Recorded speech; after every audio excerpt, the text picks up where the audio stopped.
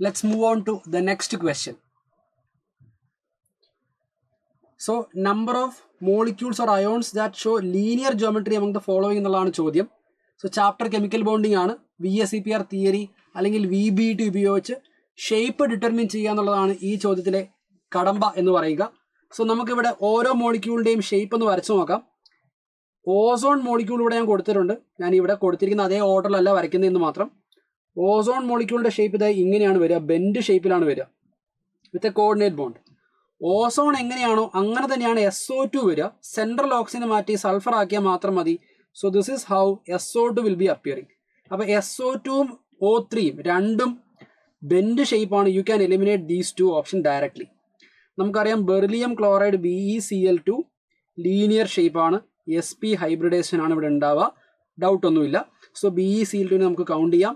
Same goes to carbon dioxide, linear shape with SP hybridisation ആയിരിക്കും ഉണ്ടാവുക. So ഇതിനെ നമുക്ക് കൗണ്ട് ചെയ്യാവുന്നതാണ്.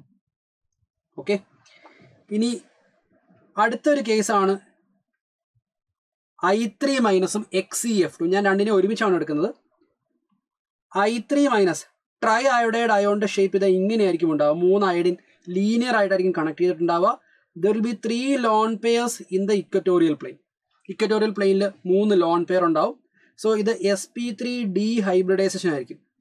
ഇതേ ലോജിക് അല്ലെങ്കിൽ ഇതേ ഷേപ്പ് തന്നെയാണ് XeF2 ഉണ്ടാവുക. സെനോണിൻ്റെ കൂടെ 2 ഫ്ലൂറിൻ ലീനിയർ ആയിട്ട് കണക്ട് ആയിട്ടുണ്ടാവും. There will be 3 lone pairs like this. So ഇതായിരിക്കും നമ്മുടെ I3 മൈനസ് അയോൺ, അതുപോലെ XeF2ൻ്റെ ഷേപ്പ്. അപ്പോൾ ഇവർ രണ്ടുപേരും ലീനിയർ ആണെന്നുള്ളത് നമുക്ക് മനസ്സിലാക്കാവുന്നതേ ഉള്ളൂ. അടുത്ത ഒരെണ്ണമാണ് F2 അല്ലെങ്കിൽ OF2ൻ്റെ ഷേപ്പ് വരിക ബെൻഡ് ഷേപ്പ് തന്നെയാണ്. സോ നമുക്ക് OF2നെ ഇവിടെ നമുക്ക് അവോയ്ഡ് ചെയ്യാവുന്നതാണ്. ഓക്കെ, ഇനി നമുക്ക് ബാക്കിയുള്ളത് N3 മൈനസ് അയോൺ ആണ്. N3 minus. So N3 minus ion എന്ന് പറയുന്നത് അസൈഡ് അയോൺ ആണ്. സോ അസൈഡ് അയോണിൻ്റെ സ്ട്രക്ചർ എങ്ങനെയാണ് വരിക?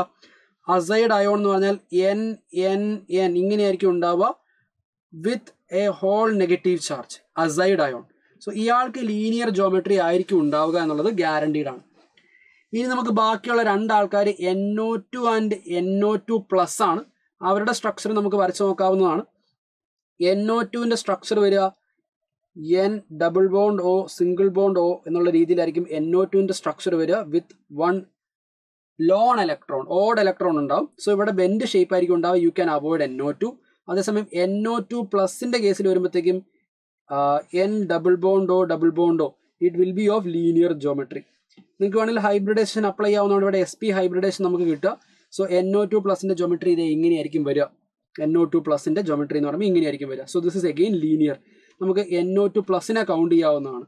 സോ ലീനിയർ ജോമെട്രി ഉള്ള ആൾക്കാർ എത്ര പേരുണ്ട്? 1 2 3 4 5 6. ഇവിടുത്തെ ഇൻറ്റീജർ കറക്റ്റ് വാല്യൂ എന്ന് പറഞ്ഞാൽ 6 എന്നുള്ളതായിരിക്കും കറക്റ്റ് ആയിട്ടുള്ള ഇൻറ്റീജർ കറക്റ്റ് വാല്യൂ.